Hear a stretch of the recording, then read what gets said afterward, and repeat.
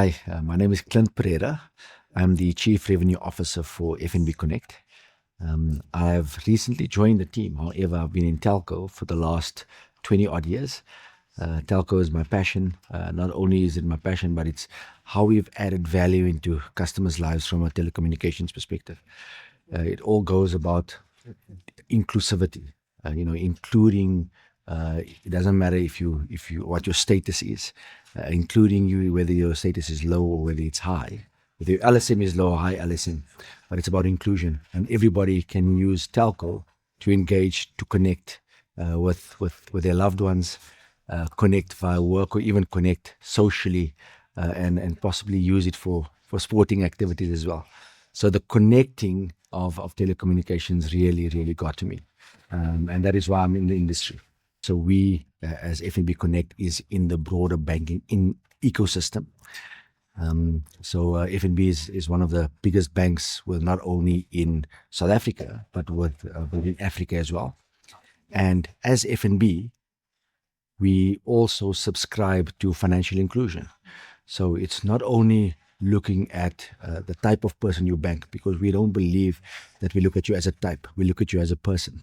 So we want to ensure that we include you, and that is why we have offerings such as e-wallet, right up to more transactional type banking, and then even into investments. So, and then you look at FNB Connect. As FNB Connect, as an organization, we also look at how can we assist you from your telecommunications or digital needs. So we are digital telecommunications brand. Everything telecommunications, you can get it on our app, but also over and above telecommunications, we also provide additional value-added services. So we provide value-added services to be able to engage with us, buy airtime, buy electricity, buy vouchers. And then we also have a massive device category on our shop. We have over 23 plus devices or device brands. And with those device brands, we're able to, through the economies of scale, we're able to provide affordable devices. Devices range from about $700 right up until about a couple of R100,000. So it's important in terms of the type of customers that we want to serve. We want to serve everybody. Our slogan is, it doesn't matter your journey, we are there to help. I think there's a few differences in terms of FNB Connect. I think the first difference is that we were one of the first ones. In fact, we were the first bank in South Africa to launch an MVNO. With that, we had a clear strategy. It's, again, how do we use our financial services ecosystem to assist in telecommunications or in connectivity? And then similarly, how do we use connectivity to also influence or add to banking behavior? So it was an ecosystem value-added service that we looked at when we launched. What can they learn is, sometimes you want to launch and you want the utopia when looking at MVNOs. I want to provide minutes, data, and SMSs. It's great if you want to do that, but that shouldn't be your value proposition. Your value proposition should be a lot deeper than that. Your value proposition should be, how do I take my core competence? For example, if you're financial services or if you're in the retail environment, how do you take that core competence and how do you use connectivity to supplement or to add value to your customer through your core competence? Because then you get the value. Then you can include rewards. Then you become a purpose-based organization and not just somebody that sells connectivity or just sells airtime, data, and SMSs. Because you can get airtime, data, and SMS anyway.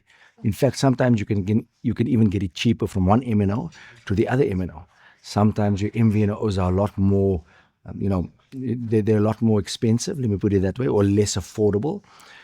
But from the less affordability perspective, that's why the ecosystem or the value ecosystem is so important, because you can leverage off of your current value ecosystem, and that could reduce costs, but then you bring in rewards as well.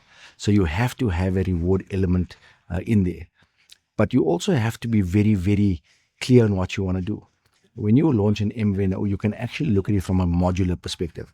Do I want to be a fully fledged MVNO, meaning I want to own my own platform, I want to own the customer, I want to own the distribution, I want to own the after sales, including collections? Or Do I want to provide a service to my customers?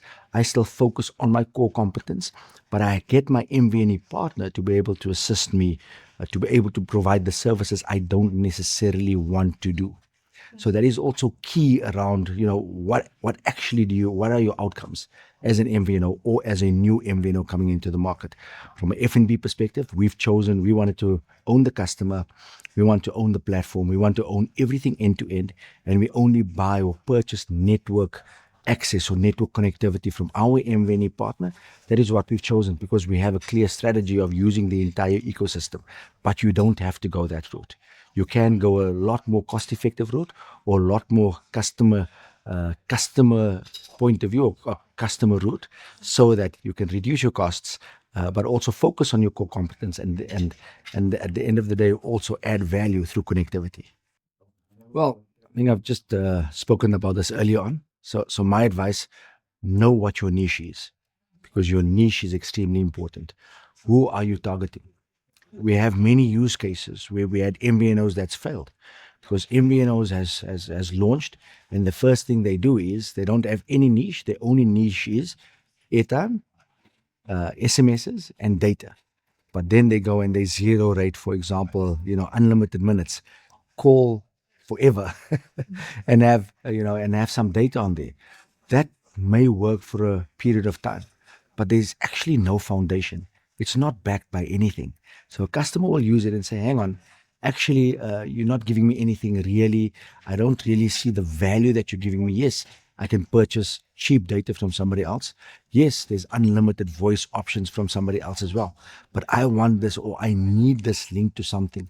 I need this linked to a behavior so that it influences my entire life. It influences my entire family. So when you find your niche and you leverage off of your niche, your core competence, I call it, if you leverage off of your core competence and you use connectivity solutions, especially digital solutions, to be able to add value in your niche, then the entire ecosystem or value ecosystem will add value to customers. So I think that for me is the absolute lesson that you need to learn. Don't just go in it because you want to compete with the MNOs. You will never compete. If an MNO wants to drop prices by 40%, they can. They own the network. You don't own anything, or you don't own the network layer. You may own the customer, but rather own the value so that the customer can see the value. And at the end of the day, the customer will also remain loyal to you as an organization. Well, we know that from a eSIM penetration perspective in terms of your devices, you have about in South Africa just over 20% eSIM device penetration. You have probably about 10 to 15% of eSIM sales at the moment. So physical SIM cards is still a lot more prevalent. However, from an eSIM perspective, especially us being a socially relevant organization, but also about sustainability. If you look at our sustainability, we want to reduce waste. Going the eSIM route reduces a lot of waste. We know that there's probably about 110 to 150 million SIM card sales in South Africa every single year. We only have 60 million as a documented population, but you have double the SIM sales. So we need to be responsible. We have to reduce the waste. We have to ensure then that there is a mechanism, and eSIM is definitely the mechanism. Further to that, though, it also provides an element of security. As long as you have your device with you, your SIM card is with you. So multi-SIMming doesn't become an issue anymore. Yes, you may have multiple eSIMs on your device, because on certain devices you can have up to 8 eSIMs on the device. And we know that certain consumers has multiple networks, but it's actually an easier way now to multi-SIM. It's digital. You don't have to worry about taking one SIM card out, losing the SIM card, purchasing something else because now you've lost it. Now you have to do a SIM swap. No, all of that is alleviated. But further than that, you also have the ability, even from a travel perspective, you have global travel eSIM. Global travel eSIM, you don't have to buy another SIM card in a different country. You just download, for example, on FNB, you add your global travel eSIM. We call it eSIM for life as well. So you have one eSIM. You can use it for in-country. You can use it for global travel. And then you purchase your data. You can even purchase unlimited data. So there's lots more value having an eSIM, than having or remaining with a plastic SIM. Key is the waste, but also just the convenience from a customer's perspective, and that's what eSIM brings. Wow! So this was my first time being at MVNO Nation. I thoroughly enjoyed it. Great speakers. I think you've chosen well in terms of your panels, in terms of your presenters. It's really been an eye-opener for us, even on the MVNO front. Yes, we've been in the game for a very long time, but we've also been challenged around, do we have the right technology in place? Do we have the right partners to be able to enable us? Sometimes, or rather, let me put it this way, being part of a bank has its benefits. For example, governance. We are strictly governed using the banking rails, which is awesome, because that means when we launch something right, and we will launch it first time right all the time, and that is an advantage. But sometimes also you also lean into more legacy type systems within the bank, and events such as this just showcases and shows you what else is out there. It shows you how partners have evolved, the innovation that's out there. And it's also great because we're in the partner game. So if you look at it, we don't have to build things ourselves. We can actually partner with others. And the MVNO Nation Conference allows you to meet these incumbents and possibly meet your next partners as well.